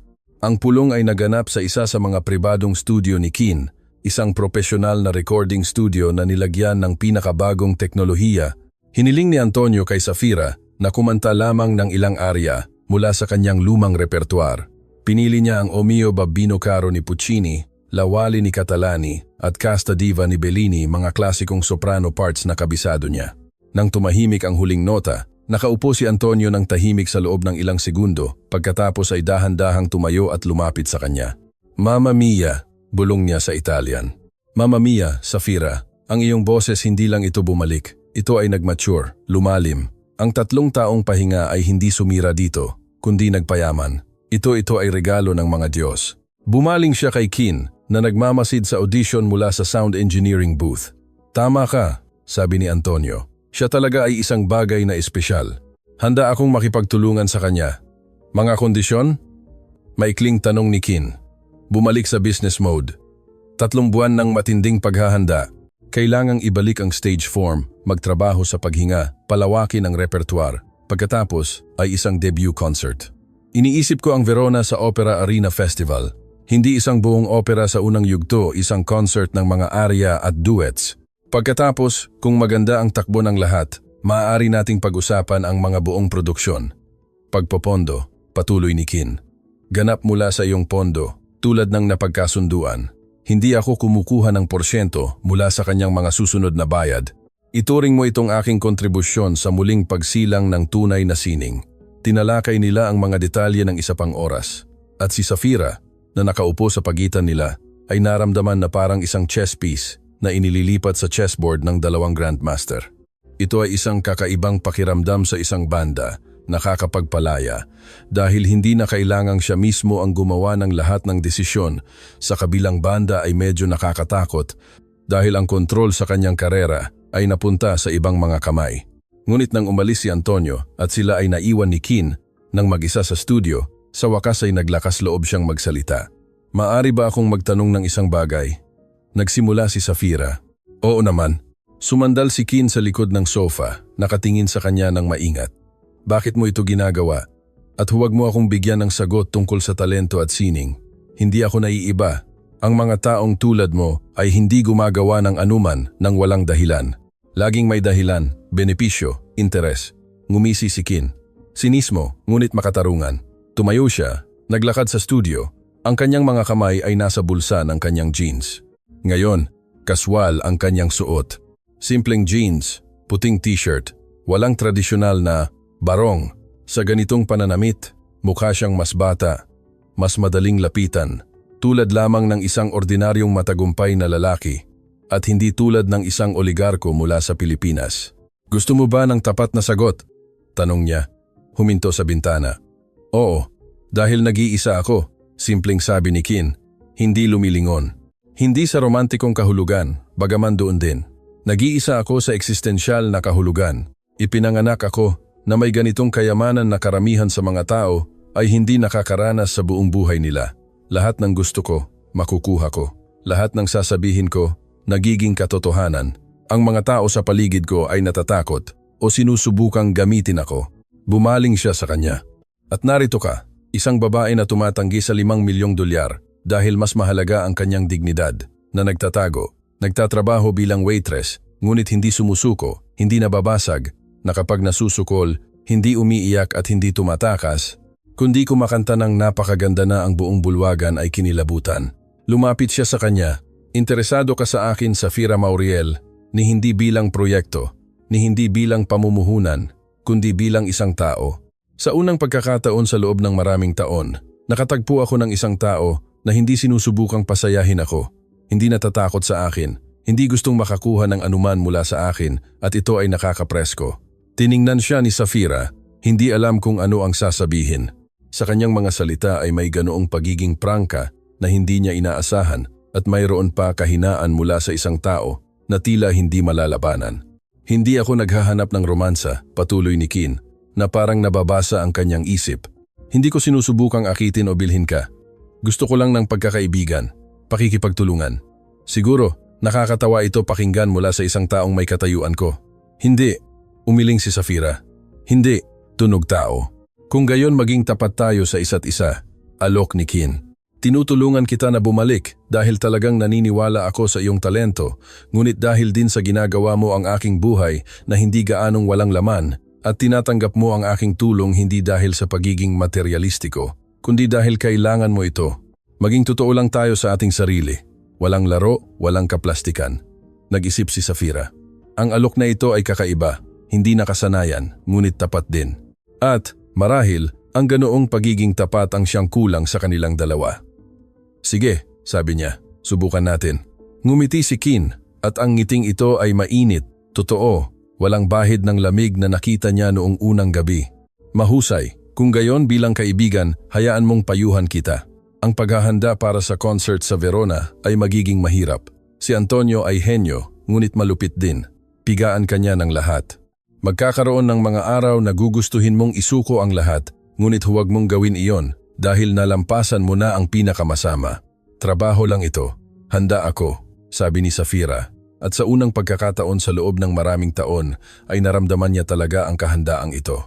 Ang 3 buwan ng paghahanda ay talagang impyerno. Hindi nagsinungaling si Antonio Ferrara. Siya ay isang malupit sa studio. Araw-araw, 8 oras ng vocal exercises, pagtatrabaho sa paghinga, pag-aaral ng mga bagong part, rehearsals kasama ang accompanist. Hindi niya pinatawad ang anumang kapabayaan, anumang maling nota, anumang segundo ng pagiging relax. Ulitin, sigaw niya, nang si Safira, pagod na pagod, ay sumusubok na abutin ang isang mahirap na bahagi mula sa norma ni Bellini. May boses ka ng anghel, ngunit ang teknikalidad ay humihina. Ulitin, at nagsimula siyang muli at muli at muli, hanggang sa naging perpekto. Ngunit sa gitna ng impyernong ito ay may isang isla ng kapayapaan, si Kin. Hindi siya dumalo sa mga rehearsal. Mahigpit na ipinagbabawal ni Antonio ang mga tagalabas sa studio, ngunit tumatawag siya tuwing gabi para lang magtanong kung kumusta siya. Minsan, pumupunta siya pagkatapos ng isang partikular na mahirap na araw, nagdadala ng hapunan mula sa pinakamagagandang restaurant sa lungsod, at umupo lang sila sa terrace ng kanyang bagong apartment, pinagmamasdan ng dagat at nag-uusap. Nag-usap sila tungkol sa lahat at wala, tungkol sa musika at negosyo, tungkol sa sining at politika, tungkol sa pagkabata at mga pangarap. Ikinuwento ni Kin ang kanyang buhay, hindi ang bersyon para sa Forbes magazine, kundi ang totoo. Tungkol sa presyon ng pagiging tagapagmana ng isang imperyo, tungkol sa mga inaasahan ng pamilya, tungkol sa kung gaano kahirap intindihin kung sino ka talaga kapag buong buhay ka nang tinutukoy batay sa iyong bank account. Minsan, naiinggit ako sa mga ordinaryong tao. Pag-amin niya minsan, sa mga kayang mag-date ng hindi natatakot na pera lang ang gusto ng babae.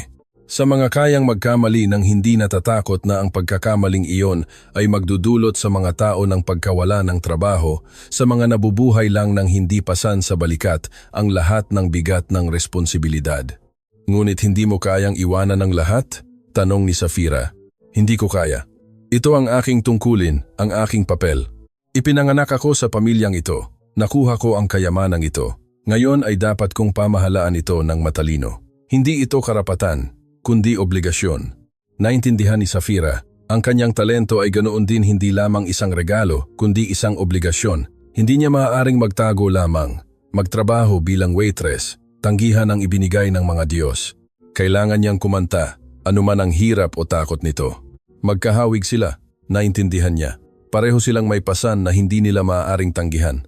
Pareho silang gumaganap ng mga papel na ibinigay sa kanila.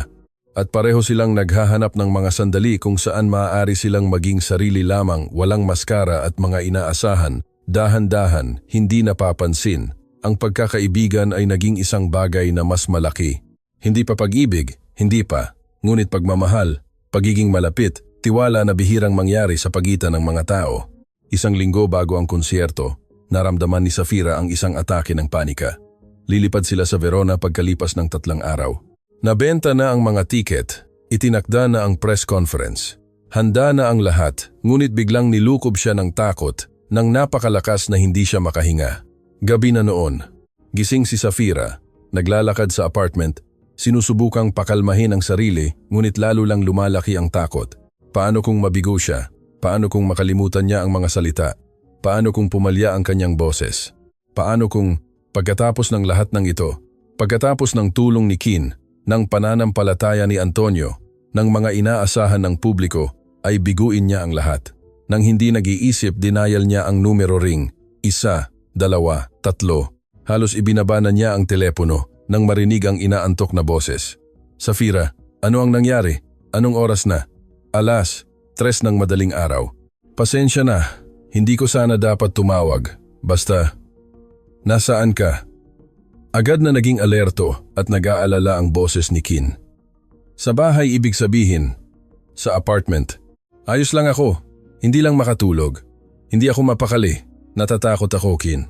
Sobrang takot. Pupunta ako sa loob ng 20 minuto. Hindi na kailangan. Ako lang. Ngunit ibinaba na niya ang telepono. 20 minuto pagkaraan, bumukas ang pinto. Binuksan ni Safira at sa pintuan ay nakatayo si Kin naka-jogging pants at t-shirt. Magulo ang buhok at nag-aalala ang mukha.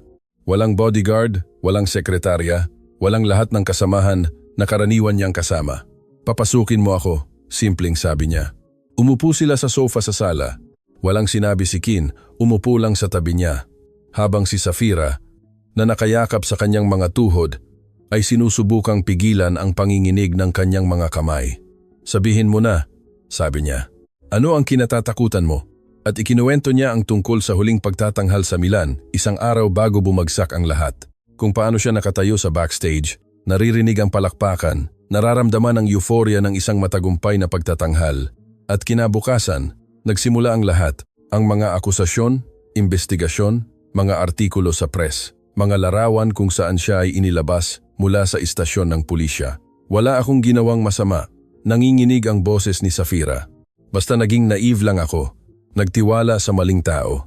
Ang direktor ng teatro ay ginamit ang aking pangalan para sa money laundering at nang mahuli siya, isinisi niya lahat sa akin. Sabi niya, kasabwat daw ako, na tumulong ako. Ito ay kasinungalingan. Ngunit sino ang may pakialam sa katotohanan kapag may magandang iskandalo?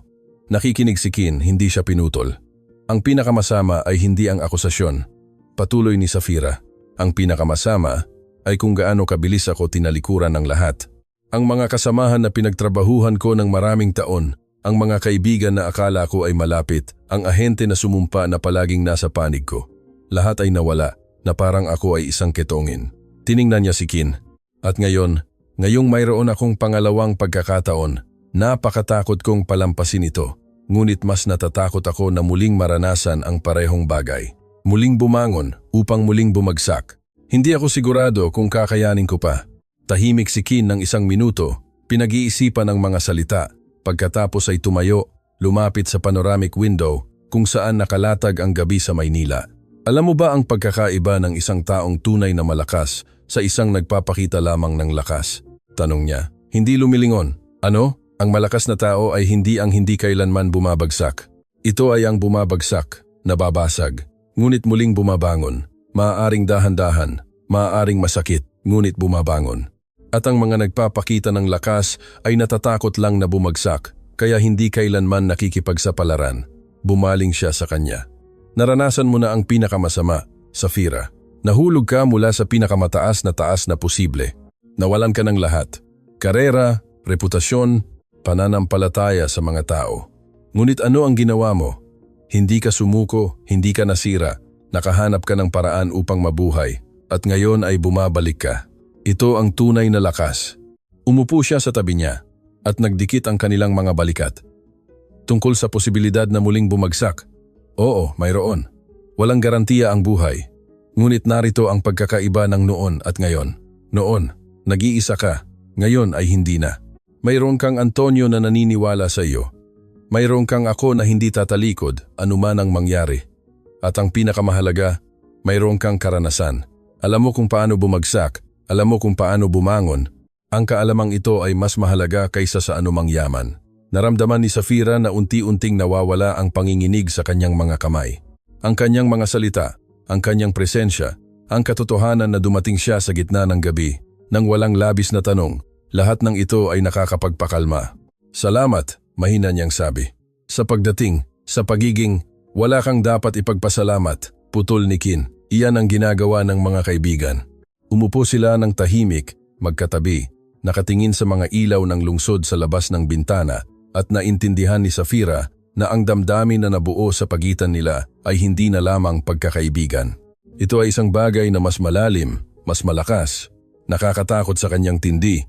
Ngunit wala sa kanila ang handang aminin ito ng malakas. Hindi pa, kailangan muna siyang bumalik sa entablado. Patunayan sa kanyang sarili at sa mundo na kaya pa niya. At pagkatapos ay titingnan nila. Nagtagal si Kin hanggang umaga. Nag-usap lang sila, pagkatapos ay nakatulog sa sofa, nakabalot sa kumot. Nang magising si Safira sa madaling araw, naroon pa rin siya, at ang kanyang presensya ang pinakalma na naramdaman niya sa mahabang panahon.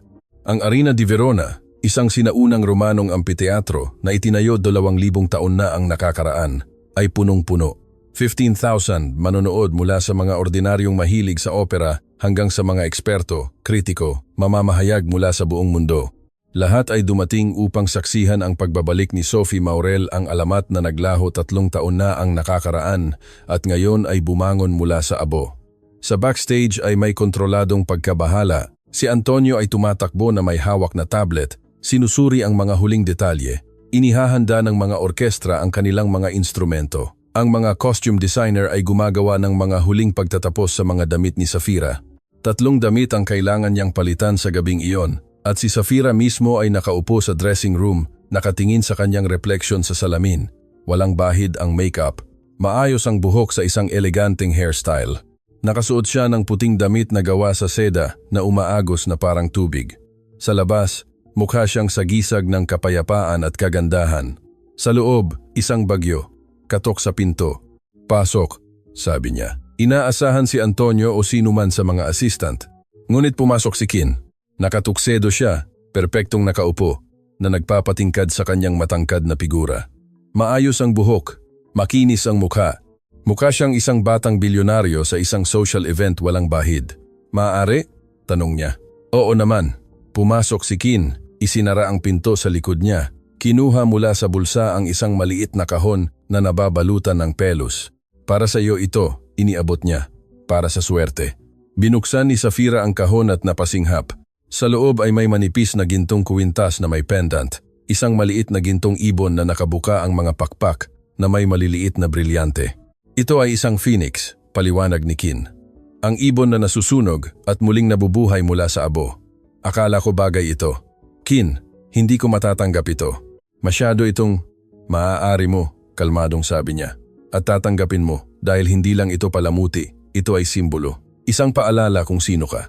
Ikaw ay isang phoenix, Safira, nasunog, ngunit muling nabuhay. At ngayon, makikita ito ng buong mundo."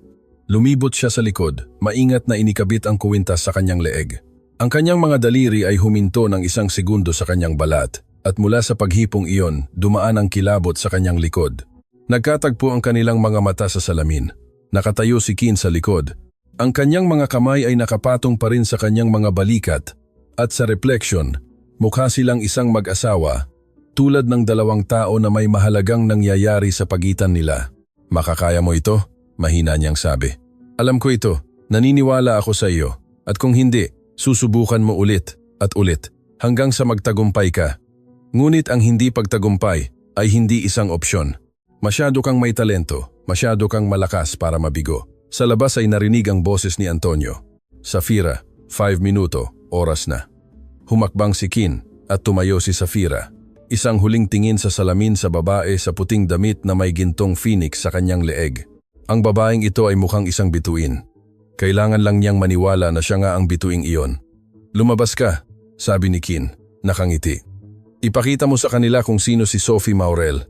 Lumabas si Safira sa dressing room, dumaan sa madilim na koridor patungo sa gilid ng entablado. Narinig niya kung paano inanunsyo ang kanyang pangalan, kung paano sumabog ang bulwagan sa palakpakan. Nakatayo na ang conductor sa podium, handa nang magbigay ng senyales sa orkestra. Malalim na hininga. Hingal. Muli. At si Safira Maurel, kilala sa mundo bilang Sophie Maurel, ay lumabas sa entablado ng Arena di Verona. Ang ilaw ng mga spotlight ay bumulag sa 1 segundo. Pagkatapos ay nasanay ang kanyang mga mata at nakita niya sila libu-libong tao, pinuno ang sinaunang ampitheatro. Ang mga mukha ay naglaho sa dilim ng malalayong hanay, ngunit ang mga unang hanay ay malinaw niyang nakita. At sa unang hanay sa gitna ay nakaupo si Kin.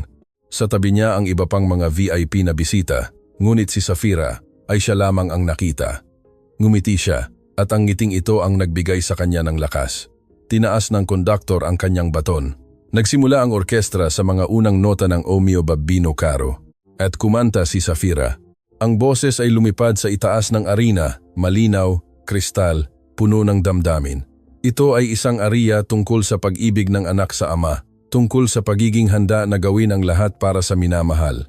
At kinanta ito ni Safira, iniisip ang kanyang sariling ama na nawala noong bata pa siya, ang ina na naghihintay sa kanya sa bahay, ang lahat ng naniniwala sa kanya. Ang mga manonood ay natigilan. Walang gumalaw, walang umubo. 15,000 katao ang nakikinig sa ganap na katahimikan, na bighani ng boses na parang bumaba ang isang anghel sa lupa, natapos ang arya. Isang segundo ng katahimikan, pagkatapos ay isang pagsabog. Ang mga palakpakan ay napakalakas na pisikal na naramdaman ito ni Safira na parang isang alon. Tumalon ang mga tao mula sa kanilang mga upuan, sumisigaw ng bravo. Winawagayway ang mga panyo, isang tradisyonal na tanda ng pinakamataas na pag-apruba sa mundo ng opera. Ngunit nagsisimula pa lamang ang konsyerto.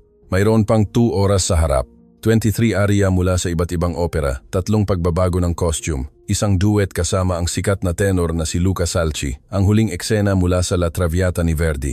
At walang kamali-mali ang pagtatanghal ni Safira. Bawat nota ay malinis, bawat pahayag ay emosyonal, bawat galaw ay matikas. Hindi lang siya isang mang-aawit, kundi siya ang sagisag ng musika, isang buhay na instrumento kung saan nakikipag-usap ang mga kompositor sa mundo. Nang bumaba ang kortina pagkatapos ng huling arya, nakatayo si Safira sa entablado, hingal na hingal, sa kanyang sarili, halos hindi makapaniwala na tapos na ang lahat. Ngunit muling umangat ang kortina para sa mga pagyukod, at muling sumabog ang bulwagan sa palakpakan. 8 minuto ng standing ovation. Ayaw siyang paalisin ng mga tao, humihingi ng bis. Lumabas si Safira para sa ika-4 na pagyukod at doon niya nakita ang isang tao na umaakyat sa entablado mula sa mga unang hanay. Si Kin, may hawak siyang malaking basket ng puting rosas. Lumapit siya sa kanya at lahat ng kamera, lahat ng mata ay nakatuon sa kanilang dalawa.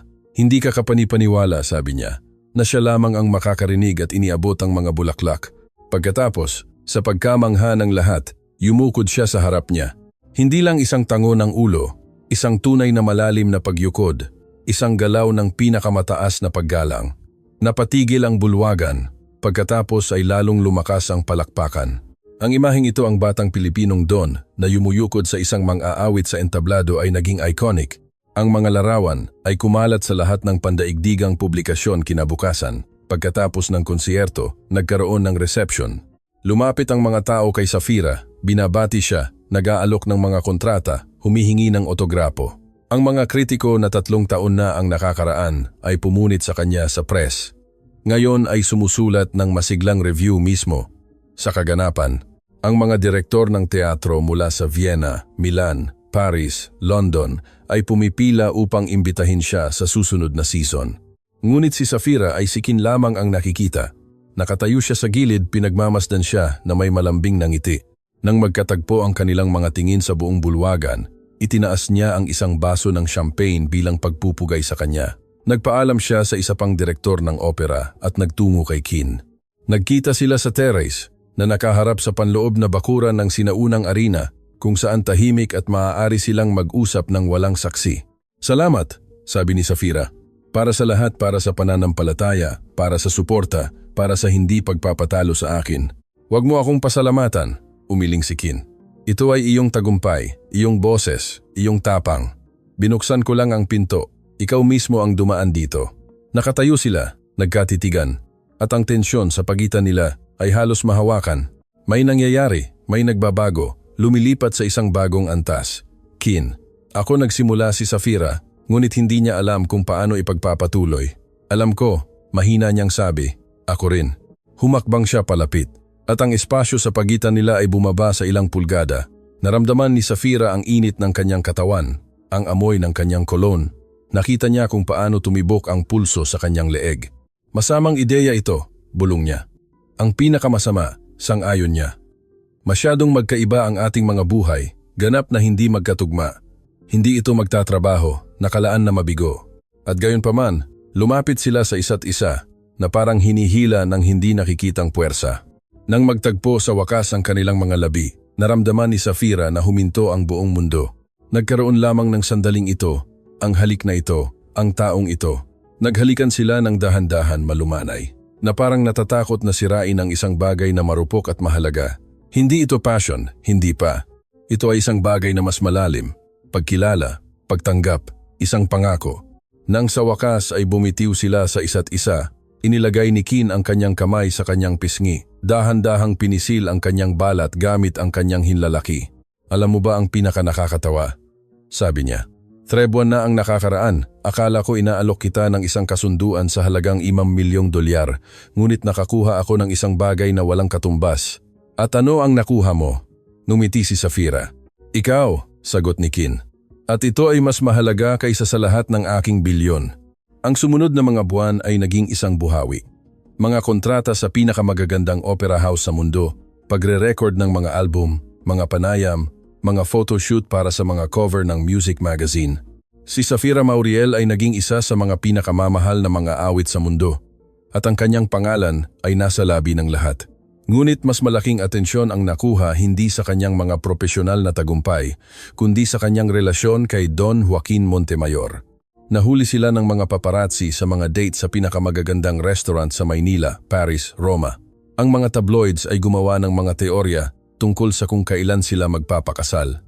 Nagdebate ang mga blogger kung ang isang opera diva mula sa France ay talagang maaaring maging asawa ng tagapagmana ng $1 bilyong kayamanan. Ito ay matindi ang pressure. Bawat galaw nila ay kinukuhanan ng larawan, bawat salita ay sinusuri. Ang pagiging pribado ay naging isang luho na maaari lamang pangarapin. Minsan, gusto ko na lang maglaho, pag-amin ni Safira minsan. Nang nagtatago sila sa kanyang pribadong villa sa kabundukan ng Tagaytay, sinusubukang makakuha ng ilang araw ng walang kamera at mga tanong. Umalis tayo sa isang lugar kung saan walang nakakakilala sa atin. At maging simple lang, iyan ang tinatawag na buwan, ngumisi si Kin. Ang tanging lugar kung saan tiyak na hindi tayo kilala. Bagaman, alam ang mga paparazzi, marahil makakarating din sila doon. Ngunit hindi maitago ng mga biro ang tunay na problema. Ang kanilang relasyon ay komplikado hindi lamang dahil sa panlabas na presyon. Mayroon ding mga panloob na hamon.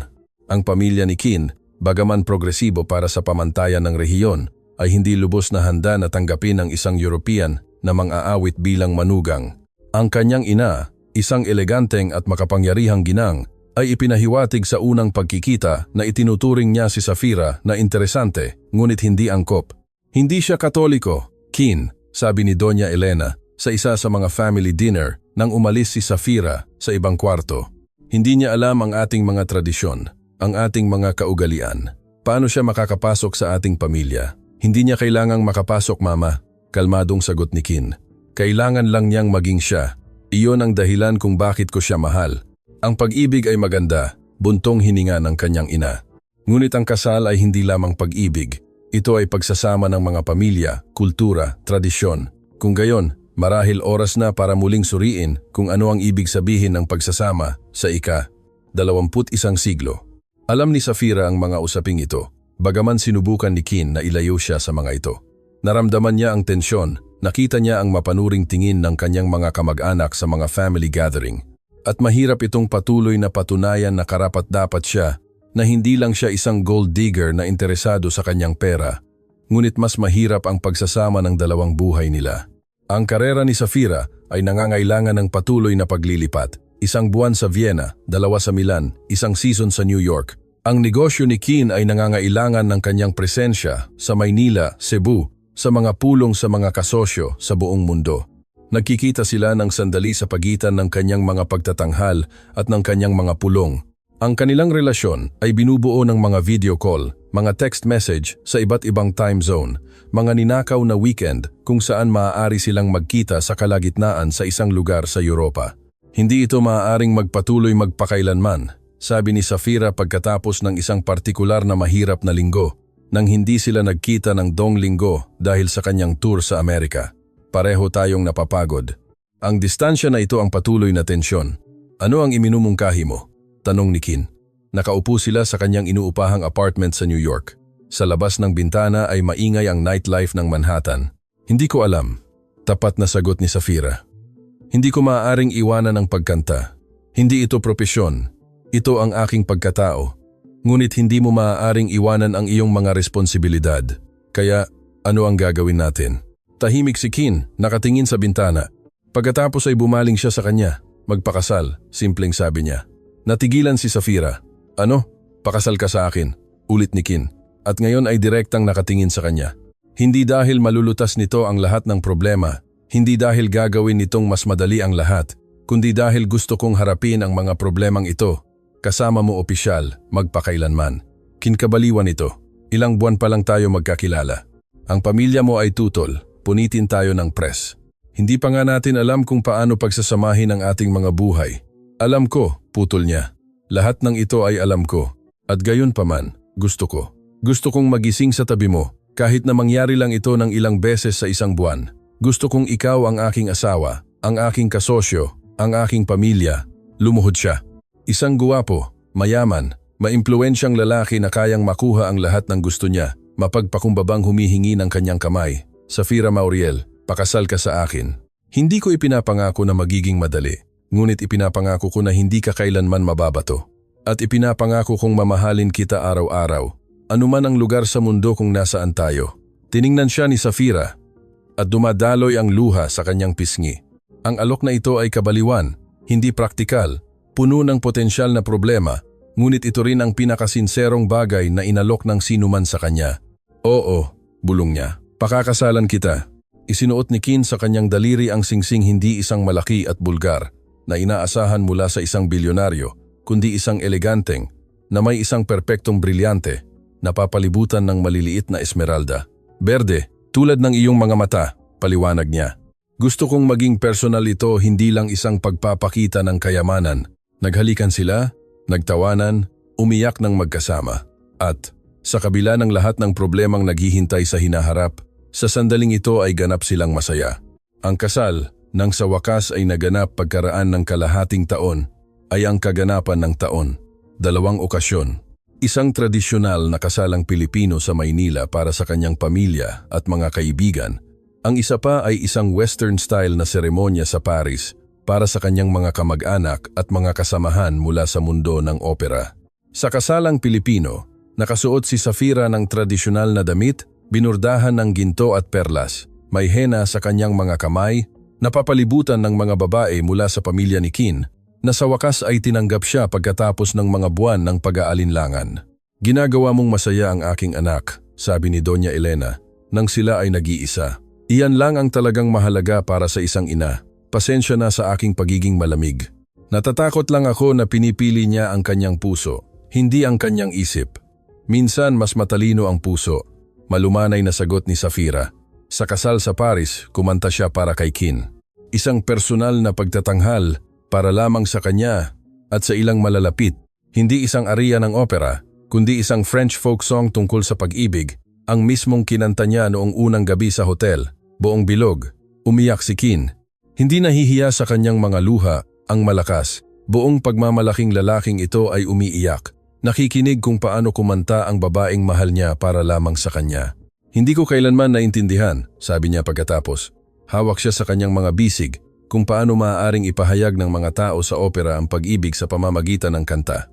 Tila hindi totoo, ngunit ngayon naiintindihan ko. Sinabi mo lang sa akin, mahal kita, libu-libong paraan. Bawat nota, ang kanilang kasal ay hindi perpekto. Nagpatuloy ang mga problema sa schedule. Nagpatuloy ang presyon mula sa press at pamilya. Nagkaroon ng mga pag-aaway, nagkaroon ng mahirap na mga sandali kung saan tila hindi ito magtatagumpay. Ngunit nagtrabaho sila sa kanilang relasyon. Inayos ni Kin ang kanyang schedule upang makadalo sa bawat premiere niya, kahit na nangangahulugan ito ng paglipad sa buong mundo para sa isang gabi. Natuto si Safira, natanggapin at mahalin ang kanyang kultura, nag-aral ng Filipino, sumunod sa mga tradisyon kapag kasama ang kanyang pamilya. Gumawa sila ng kanilang sariling mundo, hindi ganap na Western, hindi ganap na Eastern, kundi isang natatanging pagsasama ng 2 kultura, 2 buhay, 2 malakas na personalidad na nagpasya na magkasama. Pagkalipas ng 2 taon ng kasal, isinilang ang kanilang anak. Pinangalanan nilang Adam, isang pangalan na maganda pakinggan sa Filipino at sa French. Isang maliit na batang lalaki na may madilim na buhok ng kanyang ama at berdeng mata ng kanyang ina, na umiiyak kapag hindi siya kinantahan ni Safira bago matulog. Musikal siya, tumatawa si Kin, habang kinakarga ang umiiyak na sanggol. Alam niya ang kalidad, tanging si Mama lang ang makakapagpakalma. Spoiled mula sa pagkabata, kindat ni Safira, kinuha ang kanyang anak at nagsimulang humuni ng lullaby. Agad na kumalma si Adam, nabighani ng boses ng kanyang ina. Hindi bumagal ang karera ni Safira pagkatapos ng kapanganakan ng kanyang anak. Sa halip, ang kanyang boses ay nag-mature, lumalim, nagkaroon ng mga bagong kulay ng emosyon na tanging ang pagiging ina lamang ang makapagbibigay. Isinulat ng mga kritiko na ang kanyang pagganap ng Madama Butterfly pagkatapos ng kapanganakan ni Adam ay ang pinakamapusok sa kasaysayan ng opera. Kumanta siya tungkol sa pag-ibig ng ina hindi bilang isang aktres, kundi bilang isang ina. At si Kin ay naging pinakatapat na tagahanga. Sa bawat premiere niya, sa unang hanay, na may buke ng mga rosas, pumapalakpak ng pinakamalakas. Ipinagmamalaki hindi ang kanyang kayamanan, hindi ang kanyang negosyo, hindi ang kanyang kapangyarihan, kundi ang babaeng mahal niya, ang babae na nagpabago ng kanyang buhay mula sa isang serye ng mga kasunduan sa isang tunay na kuwento. Naaalala mo ba ang gabing iyon? Tanong ni Kin minsan. Nang nakaupo sila sa teres ng kanilang villa sa Maynila, pinagmamasdan si Adam na naglalaro sa hardin. Alin? Tanong ni Safira. Bagaman alam niya ang sagot, nang sinabuyan kita ng champagne at bilang isang hangal, inalok kita ng 5 milyon para sa isang kanta, ang pinakamagandang pagkakamali sa iyong buhay. Ang pinakamagandang pagkakamali, sang-ayon niya. Akala ko bibili ako ng libangan para sa gabi, ngunit nakuha ko ang buong buhay. Alam mo ba ang pinakanakakatawa? Sabi ni Safira. Kung tinanggap ko ang 5 milyon noon marahil ay hindi tayo magkasama. Kakantahan ko, kukunin ang pera, aalis, ngunit tumanggi ako. At ito ang nagpukaw ng iyong interes. Nagpilit na makita mo ako bilang isang tao, hindi isang produkto. Kung gayon, nagpapasalamat ako sa Diyos para sa iyong katigasan ng ulo at pagmamalaki, ngumiti si Kin. Umupo sila ng tahimik, pinagmamasdan ang paglubog ng araw sa Maynila, sa lungsod kung saan nagsimula ang lahat. At, sa kabila ng lahat ng paghihirap, lahat ng hamon na nalampasan nila at kailangan pa nilang lampasan, sila ay masaya dahil minsan ang pinakamagagandang kwento ay hindi nagsisimula sa pag-ibig sa unang tingin o isang perpektong date.